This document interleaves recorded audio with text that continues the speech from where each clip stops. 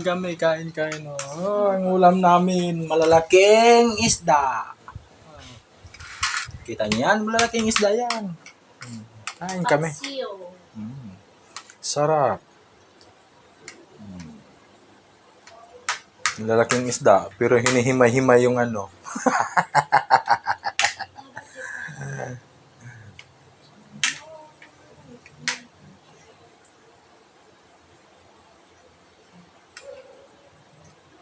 Ayaw mag-ulam sa malalaking isda. Oh. Takot siya sa walang isda.